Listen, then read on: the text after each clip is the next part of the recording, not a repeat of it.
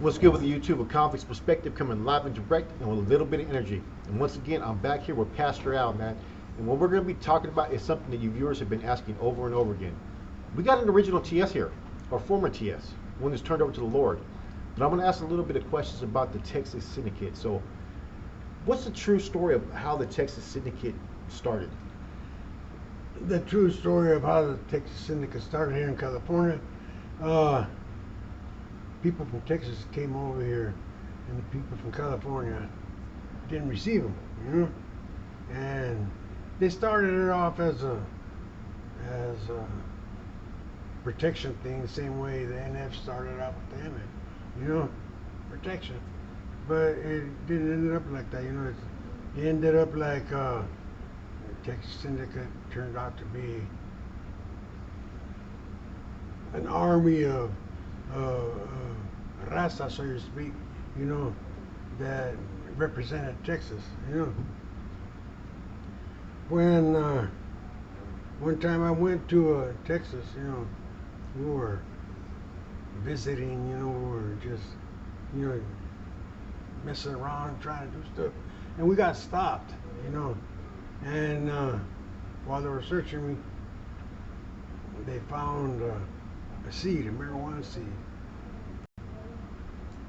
And marijuana seed here in California, they were throwing me out of court, And in Texas, they gave me 5 years, Like I said a little while ago, I praise God, that California extradited me, because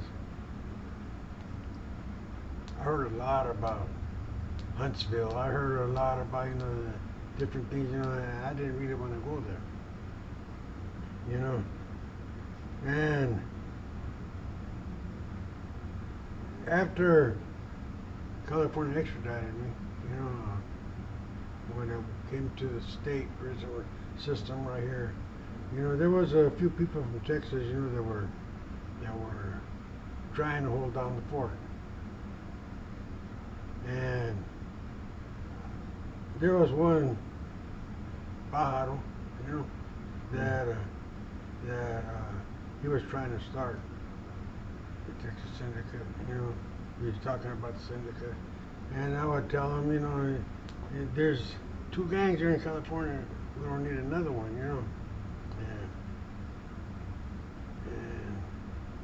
And he just kept on, and he started the Texas Syndicate, and a few people joined in. Back in the time when he started, I believe it was 1970. There were maybe about 5 or 6 people in the state of California that were TS. Later on, as the years went by, more people joined, and they earned their respect from the and from the nurses from media. And that was a pretty good thing. I thought that was pretty good, What year did you get recruited? Huh? What year were you recruited to the TS? Uh, 78. 78? 78. Uh, I was in Palm Hall in Chino, and I was right there with all the people from, people from the south side and the whole right there, and I didn't realize this was going to happen, uh, when I got to Folsom, people were waiting for me to get there, and I never realized, that news could travel so fast, until it happened there, and I was running in Chino. I was running with Barney and Charlie Brown, and Gio and Richie from Centro, and I had a plan, that I was gonna run with the South Side for the rest of my time, But when I got to Folsom, the guys from the TS confronted me, and what they came at me with, sounded good. So I agreed to get in. I agreed to get in. And, even though I got in, yes, the guys I was running with, they respected that. And there was times when I was right there in 4A in Folsom, that I was the only one from Texas in the yard. Everybody else was from LA or Southside, and they respected that. And then this other guy named Panchito came in, and they knew him before they knew me. He did about 20, 25, and things started changing a little bit, because I wasn't used to being ordered, because I was there by myself, you know what I mean? And he'll come in and say stuff, he'll tell me to do this, he'll tell me to do that, and knowing that he was the leader, I had to do it, and it didn't go so well, But I'll go and say the Texas Syndicate made a name for themselves. I'll go to say that they, as far as the police go, they see the Texas Syndicate as a treacherous gang. As far as the running of it goes, people fear the Texas Syndicate in different states, in a lot of different states, because of the things that they've come up to do.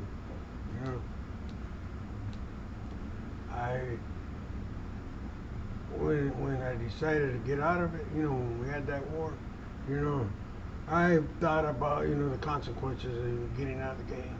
I thought about, stuff like this and stuff like that, but, the one thing that has always helped me is my faith in God,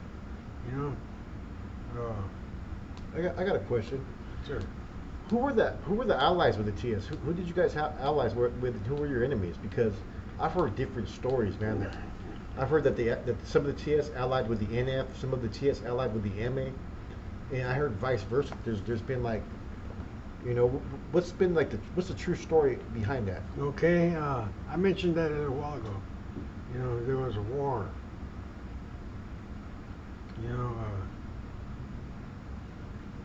Cuco was NF. He was a norteño. He was up here. Sardo was down there in South Central. So he, his people followed him. Panchito was straight up Texas. Some people followed him. And when it came time for me to make my decision, I wasn't. Panchito stayed at TS. I said, I'm going Southside. I'm not following Sardo. I'm not following Cuco. I'm just going with the people that I ran with before I got arrested. And allies. In the times, when we were in different prisons, I really didn't see Texas Syndicate with allies. You guys were on your own. We were on our own, because in the streets maybe they had their allies, just like Richard Familia has the black people, backing them up, and Emma has every brotherhood backing them up, and that's a thing, But in prison, I've never seen Texas Syndicate with allies, sometimes they'll get the Border Brothers, and Border Brothers will help, or the Native Americans. Sometimes the natives will help, that's that's the thing right there. As far as the Texas Syndicate goes, they tried to do it on their own. That's why they had the war. They try to do it on their own. And when you do something on your own, it's never going to work. You know, it's the way I'm looking at it. You know, it's flourishing right now. Texas Syndicate and prison system is flourishing right now, but they're doing that for protection. It's not a power struggle. It's not a show of force. It's not, you know, stuff like this. You know, it's something that, you know, they're doing to keep people off of them. Any other question? Let me ask you about the NF and MA. How bad was that conflict really? Like, you were present. I know you weren't affiliated with the TS till '78. I knew you associated with the MAs. We'll get to that later on in the video, right?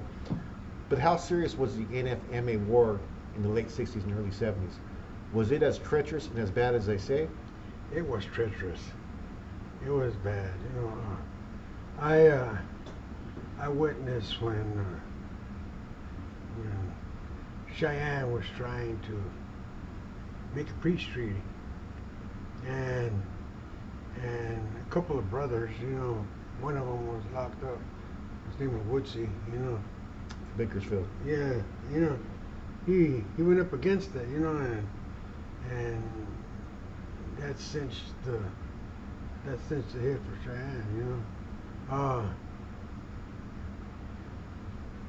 Joe, you know, I talked to him on the streets, you know. The peg leg? Peg leg, yeah. Joe Morgan. You know. How was Joe Morgan? I used to always come up to him and say, "How are you in the Mexican Mafia? And you a white boy?" And you know, and he wasn't a white boy; he was half white, you know. And he was saying, "You call me a white boy again, I'm gonna kill you, man." You know. Yeah, man. You know, but he's good. You know, he's good. They put a lot of madness in it, you know. But Joe had a I've heard that. personality. I've heard that. I heard that a lot of the people say that the Godfather label was put out there wasn't really as true as what people believed. That it was actually, some people say that Kilroy actually had more say so in the MA at that time. What is your personal experience between those two? Okay, Kilroy is coming up.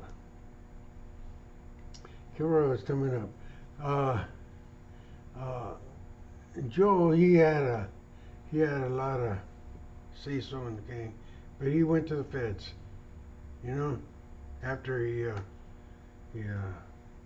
did that with Cheyenne. Kilroy was coming up, you know. If you've seen that movie American Me, you know, they showed that in Folsom, and it didn't happen in Folsom, it happened in Chino, you know. And the thing that Kilroy did, you know, Kilroy was a good guy to start off with, you know, but he had a lot of, I don't know where he got his information from, but he had a lot of war tactics in his head, you know. He knew how to play chess, but he didn't really know the game, you know, but he knew how to do it. He knew how to manage the people. You know, Kilroy was a genius in the prison system. You know, boy, he knew how to communicate with people.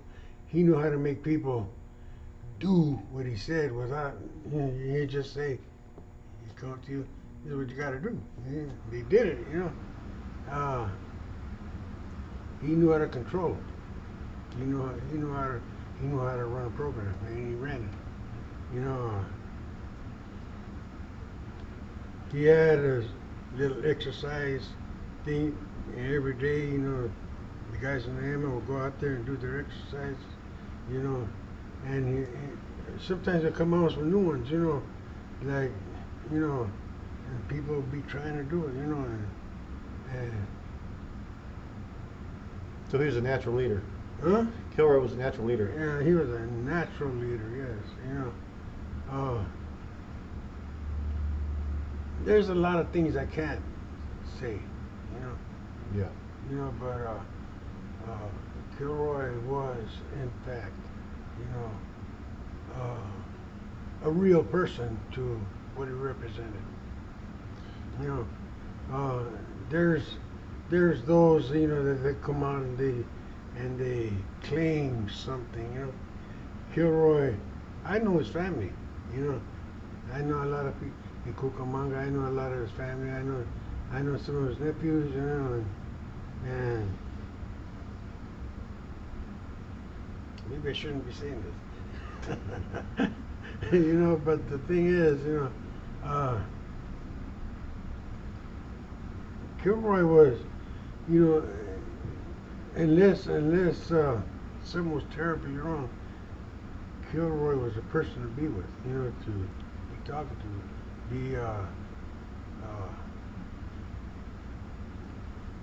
being educated by, because he knew the ropes. So let me ask you something. With I'm kind of curious because I noticed you had a strong association with MA members. Like you say Kilroy took a liking to you, kind of taught you a lot. I take it you know a whole bunch of other MA members I've seen you mention. Did you ever think about becoming MA?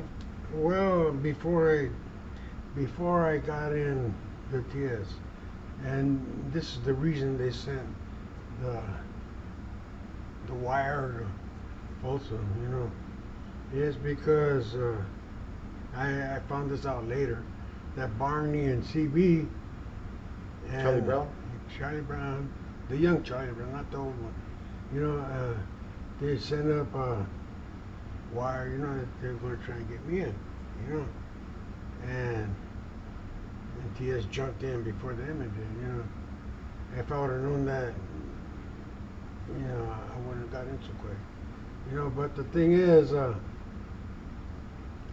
wire got up there and people were waiting for me,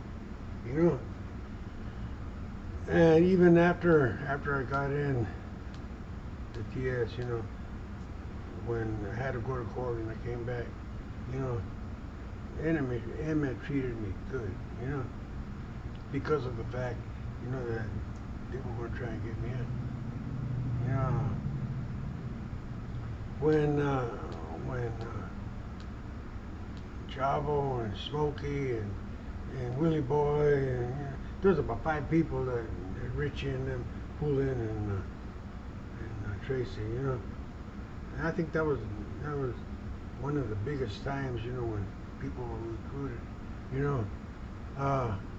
In my time when I was in Folsom, I've seen Alfonso from Pittsburgh. I've seen Larry from San Fernando Valley.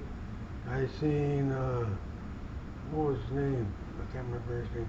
3 people at one time, and that was a big recruitment, But when Richie and them did it, and Tracy, man, that was 5 people, and Chavo and Willie Boy, they stayed in the longest.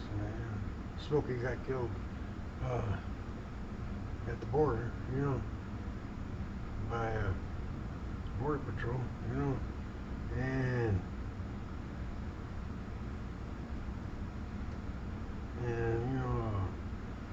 Chito from Dogtown got killed in Folsom, just fighting with his fist. He got shot in the head. Danny, Danny Boy. There's a Danny Boy from the M and Danny Boy from TS. Both of them on the tier with me, in Folsom. And everything was just right with them. All right, this episode. We're gonna come right back with another video. Okay. Good job, man. Good job, man. You get Rojo. So far good.